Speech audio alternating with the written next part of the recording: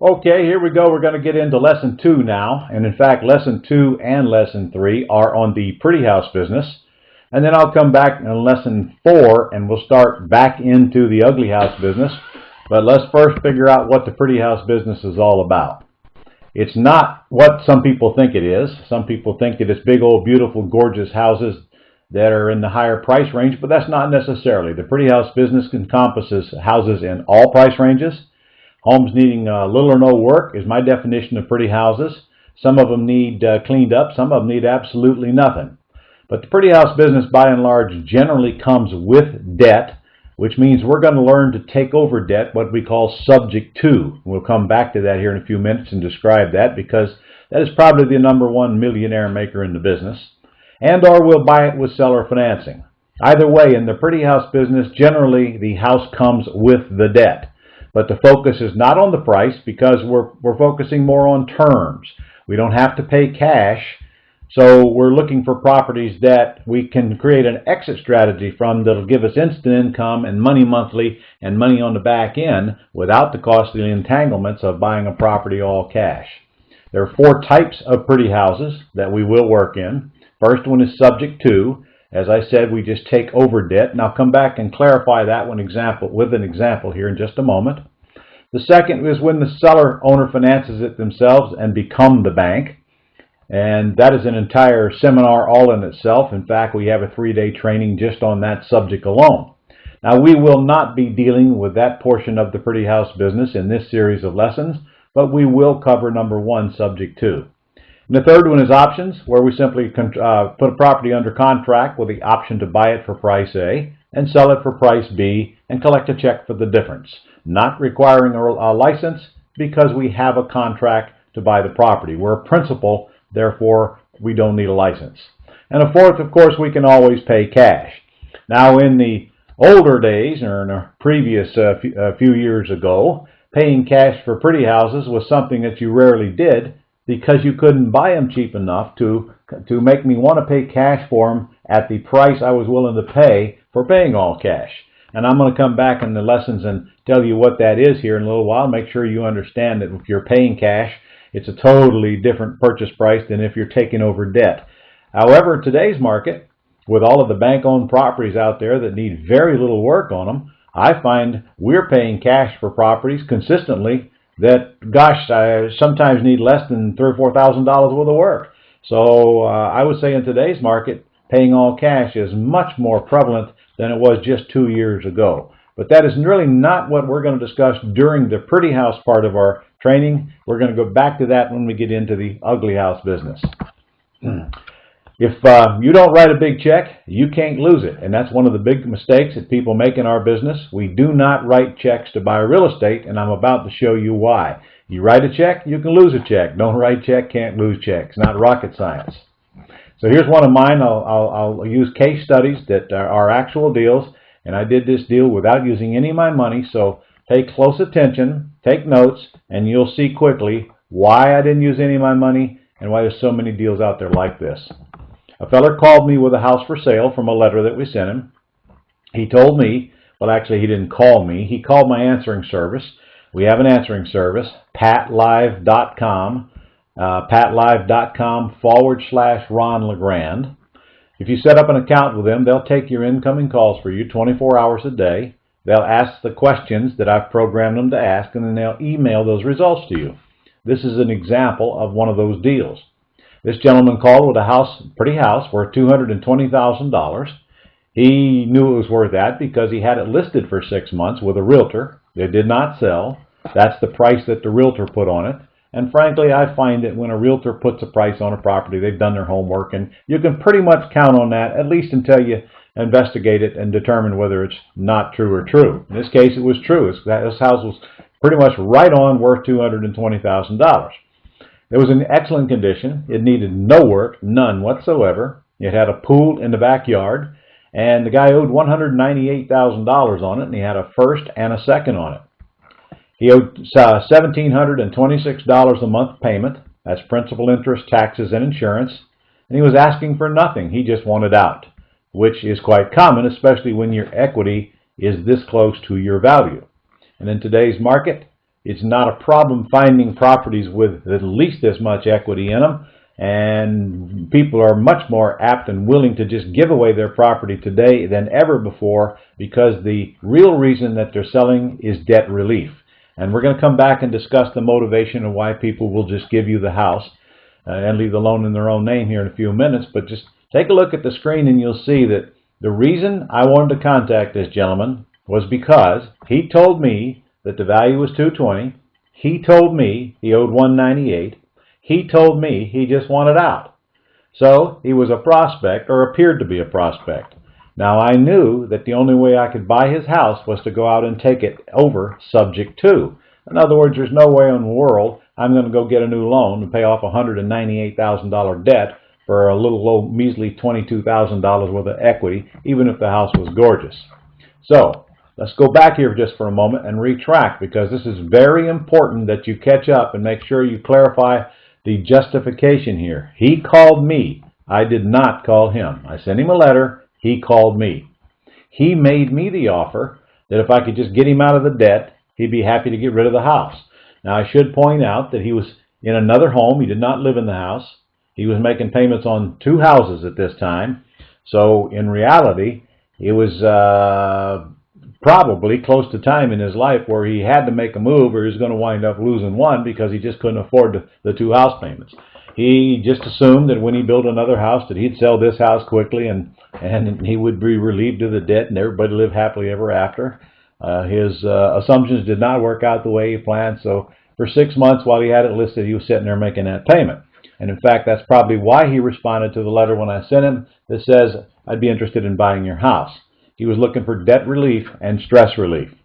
So he called me and he made me the offer. Now it's up to me just to accept it or deny it or alter it. And of course, he needs me a lot worse than I need him. I wound up buying this property for the balance that he owed on it, which was $198,000. I made arrangements to go look at the property. I had him sign a purchase and sale agreement that said he'd be happy to sell it for what he owes on it. And there's the key phrase, if you want to take a note. My question to him was, will you sell the house for what you owe? Now, of course, I knew the answer because he had already told the operator that when he called and she asked him, what do you want? He said, I just want out. So I knew he would take what he owed. However, I had to pre-screen him over the telephone and make sure that he understood that the only way that I could buy his house was to take over his debt, subject to, and leave the loan in his name, and while he transfers ownership to me. So the pre-screening conversation on the phone went something like this. Mr. Seller, it looks like I can buy your house, but if I do, you should know that the only way I can buy it is to take over your debt. That means I'll come out and take a look, and if I like what I see and you like me, you and I will come to terms today, and within a few days or whenever you're ready, my attorney will close the transaction. However, you should know that the debt will stay in your name. I will make payments when you and I agree I will start, but the debt will stay in your name until sometime in the future when I get it paid off. The seller agreed to this because he needed to get out of the debt a lot more than he was worried about the loan staying in his name. So I went out and I bought the property from him for what he owed of $198. A few days later I closed, and in 8 days after that time I found a lease option tenant buyer to put in the property who gave me an $8,000 non-refundable option deposit toward their purchase price. Now they were leasing the property from me with the option to buy, so that $8,000 went toward their down payment, not toward a security deposit. They agreed to pay me $229,000, so they owe me $221,000. I owe out $198,000, or I should say my seller owes $198,000. So at the time that tenant buyer gets financed and comes to closing, the check will come to closing from the lender. The closing agent will take out the underlying debt and cut me a check for the difference for $23,000. Now, if you look down there at the bottom, you'll see that I've already gotten an $8,000 down payment or deposit 8 days after I found this pretty house. Shortly after this person called me, I was already $8,000 ahead. You also might note I did no repairs to the house. I had no contractors. I had no costly delays. I had no picky buyers. I had no picky lenders. I had no one to deal with but the seller. So 8 days after I met this seller, I had a check for $8,000 in my hand, and I collected the first 2 months' rent without a payment to make because I simply negotiated with the seller that my first payment on his underlying debt would not start for 3 months after we closed. So all in all, I should net at least $35,000 on that property that the seller gave me because I let him. But Ron, why would anyone rent? Why didn't they just buy it? Well, it's very simple. When I put this tenant buyer in the house, their credit was not ready to buy. They couldn't buy. By the way, they agreed to pay me $1,995 a month rent on this property, which wouldn't rent for more than $1,400 on a good day. Why? Because I let them tell me what they could pay instead of me opening my big mouth and telling them what I wanted. So there's a lesson, my friend. You better write that one down. Never, ever tell anybody what you'll pay for anything until they first tell you what they will take. If you'll listen to that and take heed, you'll discover that many times, they will pay much more than you would have taken if you would have been first to name the price. Never be first to name it. Now, I named the sales price, but I never named the down payment, and I never named the monthly payment. This couple came to me, and really all they had was $10,000. I applied 8 of it toward their option and 2 of it toward their first month's rent. So I had $1,995 that I collected on my first month's rent, and I didn't have to make a payment. So I just kept those first 2 payments and collected another $4,000 there. So all in all, I'll net at least $35,000 on this property, and that's assuming that this tenant buyer buys without moving out first. So why would they do it? Because they didn't have any choice. Remember, I'm putting the property in their hands. They have the option of whether they want to buy it or not. I gave them 2 years to get refinanced because that's what they asked for, and they've got 2 years to clean up their credit, and if they wish, I will help them do that along the way and help them qualify for new financing. So I've created a tremendous benefit to the marketplace by letting people move into the property, call it their own, until they get refied to take me out. If they move out of the property, they will forfeit their $8,000. If they don't move out and they buy, it'll be applied directly toward their down payment. So I answered that one. What if they move? Well, it's clear on the front end, if they move, they will lose their deposit, and they will sign that statement in front of our attorney when they close the lease purchase. So they clearly understand that if they don't buy, they will not get that deposit back. Well, what if I make a mess and everything goes wrong? Well, it's possible everything will go wrong, but let me point this out to you. I had 0 money in this property. I had 0 liability. I lease optioned this property in an entity name, not even in my own name, so there's really no way I can lose. When you don't have any money invested, it's kind of hard to lose that money. If that tenant buyer does not buy, then I will put another one in there and they will forfeit the $8,000. If they do buy, then I will net more money and I will collect everything that I have coming and they will get a nice home. So everybody wins. Either way, whether they buy or they don't buy, I've set it up to make sure that if they don't keep their promise, it's not going to come back and hurt me. In fact, it could help me because if they move now, I'll get to go rent it out and collect another $8,000. I don't ever put anybody in a house that I expect to move, but I do expect that some people don't keep their promises, so you should learn to make sure that you set yourself up to whether they keep their promise or whether they don't, it doesn't cost you. Okay, there are only 2 ways for you to take over debt. Now, the first is to assume the loan, and that's absolutely a no-no.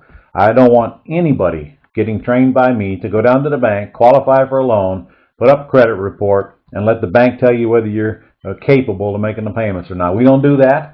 The minute you do that, you're personally liable for that debt, the same as if you went and originated that loan. And in my world, we do not guarantee debt. There's 3 ways to lose. 1, write checks. We don't write checks. If we do, they're very small checks. 2, we don't guarantee debt.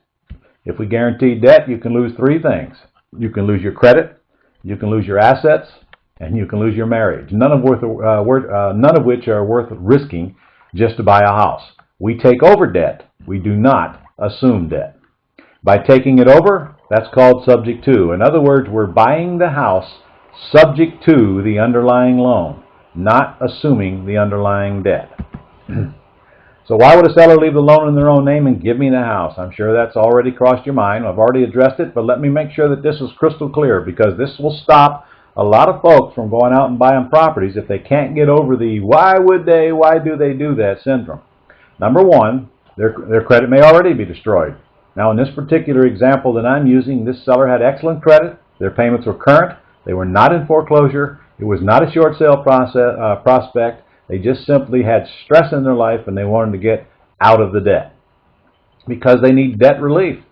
And sometimes debt relief is not just because they can't afford it, but because it weighs so heavily on their mind that it creates other problems within the family and the relationships. And frankly, you get to the point to where that little bit of equity it doesn't amount to anything. In fact, I've seen people give away lots of equity to get rid of debt.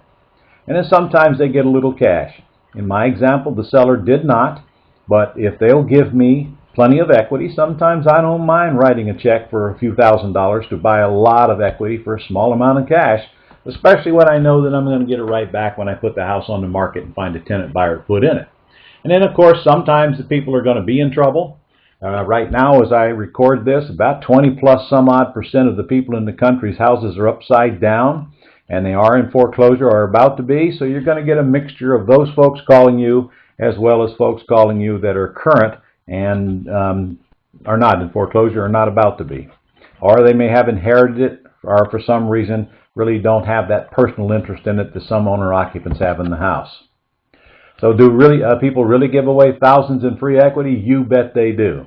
Every day, all over North America, people are giving up free equity in houses to get peace of mind in exchange for debt relief and stress relief. I never get tired of hearing from customers and students who are out there making money in real estate from what I've taught them, and I never get tired of seeing letters like this one come in from a CPA down in Fort Myers.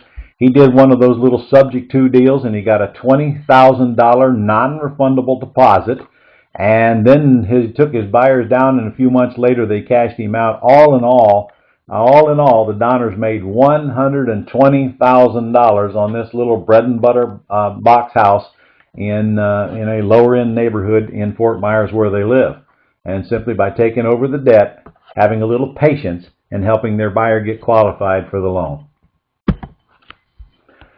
So, Ron, you mean the loan doesn't have to be paid off when a house transfers ownership?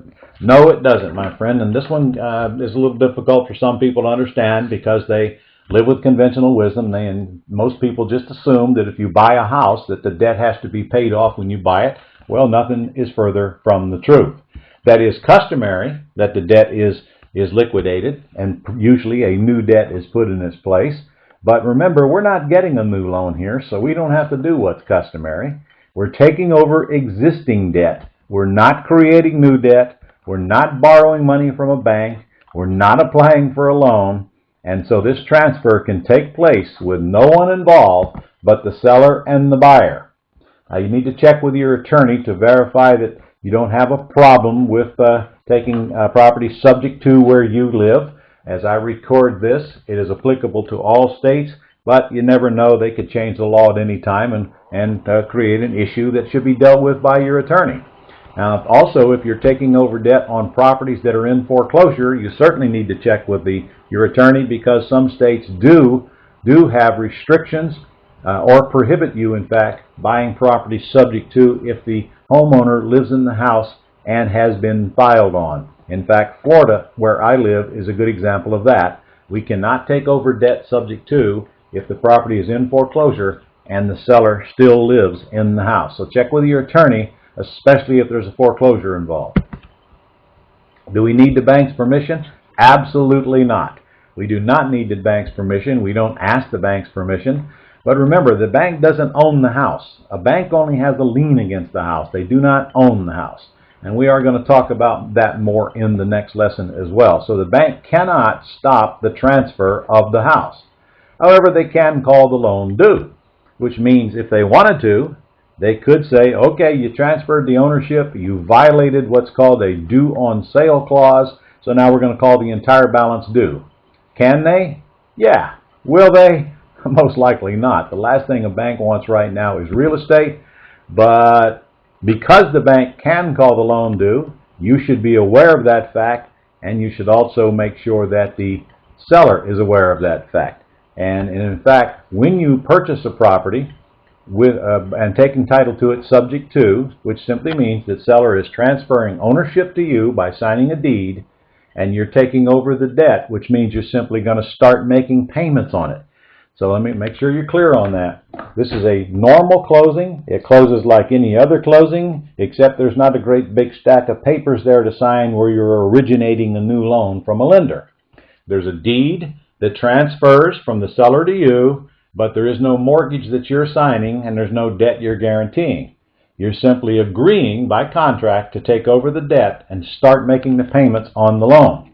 Now, your attorney must close these transactions because there's a thing called a CYA letter as part of it that I make sure that the attorney gets the seller to sign, disclosing that the seller is fully aware that the bank could call the loan due. I have never had one called due in my almost 30 years, but they could, so the seller must be aware of it. Well, what if you have bad credit? Well, it's irrelevant because there's nobody going to pull your credit to buy a property where you're taking over debt subject to. In fact, if someone is pulling your credit to buy houses, you're buying them incorrectly. You're certainly not buying them the way I teach you, because the last thing you want to do is to guarantee debt, and if you're not guaranteeing debt, there's no reason for anybody to pull your credit. There's no loan committee here. The seller decides if they want to sell based on these conditions. You decide if you want to buy. There's no one else involved except your closing agent. Will I need a lot of money? Well, I don't know. Did I need a lot of money to buy this house? In fact, if you look down at the bottom, I needed a goose egg as far as the seller is concerned. However, I did pay some closing costs on this property. In fact, I think my total closing costs to buy this property were about $1,500, as I recall. So yes, I did come out of pocket with a little bit of money, but if you'll also recall, 8 days after finding this individual, I might have put up $1,500 for closing costs, but I got back an $8,000 non-refundable option deposit plus the first month's rent of $1,995. So I put up $1,500 and 8 days later got back $10,000. I think that math will work with anybody's spreadsheet. Here's a letter from a student from San Diego named Matt, and he's a teacher and a football coach, and I love these letters when they come in like this. Matt made $37,000 from an upfront deposit from his tenant buyer, and he's got $46,000 more coming when that buyer cashes him out. Imagine this is a big improvement in the lifestyle and the budget for a teacher and a coach. Here's Robin Haller from Los Angeles, California. His first deal was a wholesale deal where he made $29,000. Then he did a retail deal where he pulled in $46,000. And then he went and did one of these subject to deals where he made $115,000. Of course, then he went fishing and caught that fish and blew it up with Photoshop to send it to me to try to convince me he actually caught that fish. I still don't believe it to this day. Here's Tony and Lisa Severino from Chicago. Here's a letter that they sent me where they did their first 9 houses subject to, and on this just one house they netted $21,500, and they sold it 2 days later on the lease option, and the tenant gave us a $38,000 custom Harley. Now watch this. Tony is one of my students that actually paid attention when I taught him to always put in your ad that you will take anything on trade. So when you're putting the house on the market, not only do you're going to use the sexy words like lease purchase, which is going to attract a flood of buyers to you, but now you put in there, we'll take anything on trade. Now what does that mean? That means when people call you, you ask them, what do you have? And in Tony's case, somebody gave him a Harley. They gave him a $28,000 souped up Harley for the down payment, or part of the down payment, on a house that he got for free. So Tony got a free Harley as part of the non-refundable option deposit when he put the tenant buyer in the property.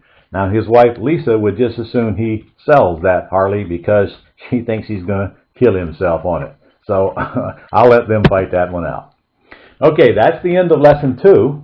And coming up soon in Lesson 3, we're going to continue this pretty house conversation, and let's figure out how we get the money out of these properties and pay a little bit more attention to the math. So I will see you on Lesson 3.